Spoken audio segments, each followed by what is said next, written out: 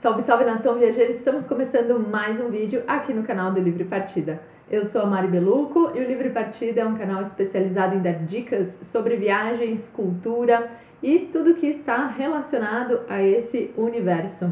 Eu e o Plácido Salles já demos uma volta ao mundo, temos esse livro publicado, Livre Partida, Causos e Contos de uma Grande Viagem pelo Mundo, mais de 100 histórias, mais de 300 fotos, todo ilustrado com vídeos dentro do livro, para que você possa viajar junto com a gente. Se você gosta de viagens, dá uma olhada no link aqui na descrição do vídeo, que com certeza você vai viajar junto com a gente através desse livro.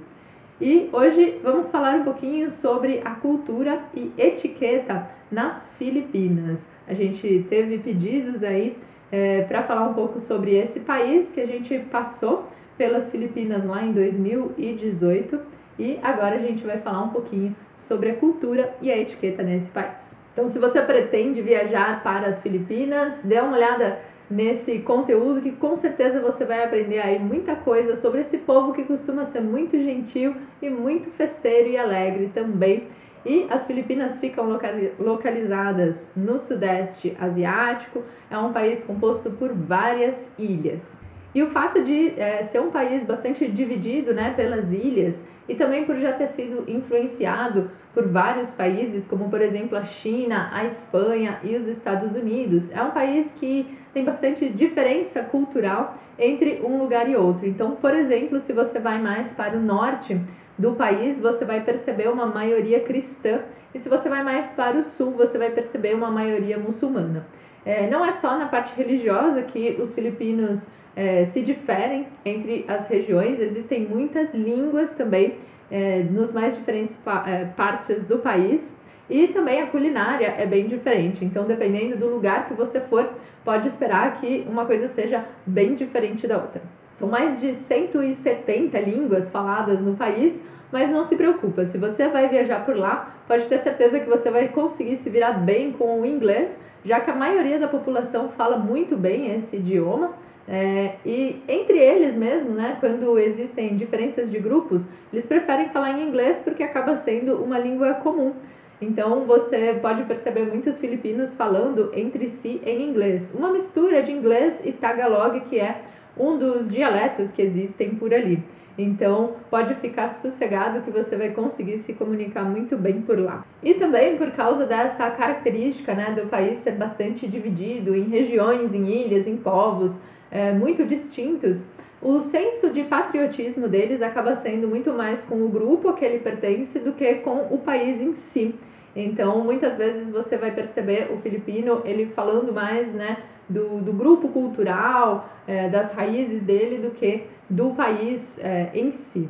E assim como eu falei lá no vídeo sobre o Vietnã, uma característica bem interessante do povo filipino é a relação do coletivismo, né? Eles se baseiam muito na coisa do grupo, né? A hierarquia social, a posição que um indivíduo ocupa no grupo e o senso de grupo acabam sendo muito importantes para eles, tanto na forma como eles vão se relacionar entre si, como na forma como eles vão lidar com as coisas do cotidiano. Então, é um povo bastante coletivista. E existem dois termos bastante importantes para os filipinos, né, que definem muito bem essa noção coletivista, né, essa importância do grupo na vida de uma pessoa, que são Kapwa e Ria. Não sei se eu estou pronunciando isso corretamente, tá? Mas Kapwa é o senso de pertencimento a um grupo. Então, se o filipino ele não tem Kapwa, ele se sente deslocado, ele não está inserido socialmente, né, no grupo a qual ele pertence. Então, ele precisa ter Kapwa para sentir que ele é parte, para sentir que ele tem um papel na sociedade. E Ria seria algo como uma vergonha, algo que ele vai evitar. Então, quando um filipino acontece de ele ter Ria, é uma sensação de que ele falhou com o grupo ao qual ele pertence. Então, essas duas palavras, né, esses dois conceitos, eles baseiam bastante a vida do filipino. Portanto, a imagem que a pessoa tem perante o grupo ao qual ela pertence é muito importante na vida dessa pessoa. Então, para que ele possa se sentir, né, confiante, para se sentir bem com ele mesmo, ele tem que sentir que ele está sendo útil, que ele está favorecendo a imagem do grupo ao qual ele pertence, a imagem dele perante esse grupo. Então, críticas, discussões, você levantar um pouco a voz ou você questionar alguma coisa em público para um filipino é uma situação ruim que vai fazer com que ele se sinta inferiorizado, com que ele se sinta envergonhado perante o grupo ao qual ele pertence. Então, evite fazer isso se você estiver conversando com um filipino. E por causa dessa característica, né, acaba também sendo bastante similar com o Vietnã, como eu falei lá no vídeo quando eu estava falando sobre a cultura vietnamita, é essa questão de você precisar estar dentro de uma caixinha para a pessoa entender onde você se posiciona hierarquicamente na sociedade. A hierarquia acaba sendo muito importante para eles e eles precisam compreender qual é a sua posição nessa hierarquia para poder saber como eles vão te tratar, por exemplo, né? Então, se você é mais velho, você acaba sendo tratado com mais respeito, com mais cuidado. Então, é comum os filipinos eles fazerem algumas perguntas de cunho pessoal, justamente para que ele possa identificar onde ele vai te encaixar e saber assim como ele vai te tratar, né? Em que posição da hierarquia você está com relação a ele. A família é o elemento central, né, da sociedade filipina. Eles levam a família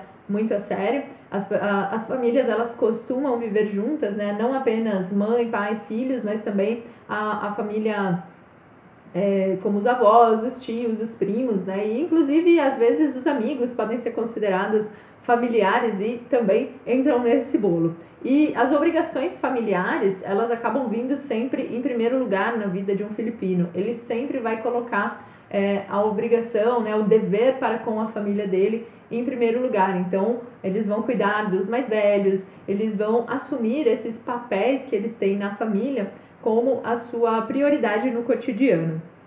E por ali eles têm o hábito de pedir a bênção, né? Assim como aqui no Brasil os mais velhos faziam bastante isso, hoje em dia em alguns lugares ainda se mantém essa tradição do pedir a bênção aos mais velhos, né? Então lá o pedir a bênção é você levar o dorso da mão da pessoa mais velha na sua testa. Então você se abaixa e coloca a sua testa no dorso da mão da pessoa para quem você está pedindo a bênção. Isso é bastante comum por lá, você pode observar isso acontecendo. E a forma deles se cumprimentarem normalmente vai ser entre homens, um aperto de mão suave, sem colocar muita força na mão, e um sorriso. E para as mulheres, um sorriso e um aceno de mãos.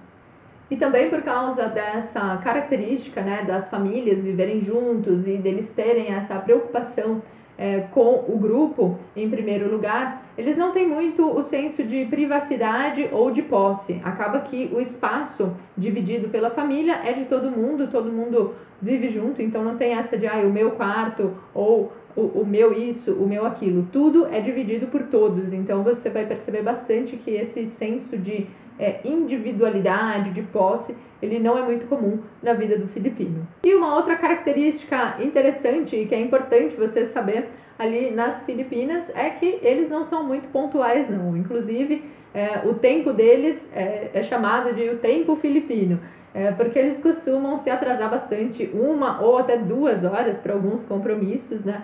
E essa parte de pontualidade acaba sendo respeitada mais quando eles têm um compromisso mais importante de trabalho ou um horário médico, alguma coisa assim que seja considerado um pouco mais formal. De resto, pode esperar porque eles vão se atrasar. E coisas importantes que você deve saber caso você seja convidado a participar aí, né, a ficar na casa de uma família filipina ou de um amigo filipino. Então, a primeira coisa, nunca chame a sua anfitriã de hostess, né, que seria a palavra anfitriã no inglês. No entanto, por lá, hostess tem um sentido pejorativo e vai ser bastante ofensivo se você chamar a sua anfitriã dessa maneira. E uma outra coisa que eles consideram ofensiva é você negar o que está sendo oferecido, né, comida ou bebida. Então, se alguém te oferecer alguma coisa, trate de aceitar, mesmo que você não esteja com muita vontade. Mas fica de olho, porque se você estiver passando na rua e alguém te oferecer alguma coisa, provavelmente vai ser só por educação. Então você está passando, tem uma família comendo, é bem provável que ela vá te oferecer. Aí nesse caso não tem problema você negar, porque foi uma oferta mais por educação mesmo. Agora quando for partindo do seu anfitrião, aí sim, faça o favor de aceitar e comer e beber o que ele estiver te dando para não ofendê-lo. Para os filipinos, o hábito, né, de receber é uma coisa muito importante. Eles vão fazer todos os esforços possíveis para te receber muito bem. Então, vale a pena você elogiar aí os esforços do seu anfitrião com relação a tudo que ele te ofereceu, a forma como ele te recebeu, porque para eles isso com certeza vai ser muito valioso, já que é uma coisa que eles valorizam bastante. E uma outra coisa que você precisa saber é que normalmente eles comem com as mãos. Às vezes eles podem utilizar talher, né? Já que você é um hóspede ocidental, eles podem oferecer talher, mas o mais tradicional por ali é realmente comer com as mãos, e as refeições elas são servidas sempre com arroz. Então você vai perceber que o arroz é o acompanhamento básico ali da comida filipina. Então, essas são algumas dicas sobre a cultura e a etiqueta nas Filipinas. Se você tiver mais informações, coloca aqui nos comentários para contribuir com a Nação Viajeira. Se você tiver dúvidas e sugestões, você também pode escrever aqui nos comentários. E lembre-se sempre, se você gostou do conteúdo, deixa o seu like, compartilha o vídeo, se inscreve no canal. Isso ajuda muito a gente manter o nosso canal aqui no YouTube. Se você gosta desse conteúdo, dá uma olhada também no link que a gente tem para o nosso curso online sobre como fazer grandes viagens pelo mundo, onde a gente dá todas as dicas, todas as informações que a gente reuniu ao longo desses mais de 5, 6, sei lá, 7 anos de vida nômade por aí, e tem muita coisa legal por lá. No mais, fico por aqui, espero você no nosso próximo vídeo, bora viajar junto!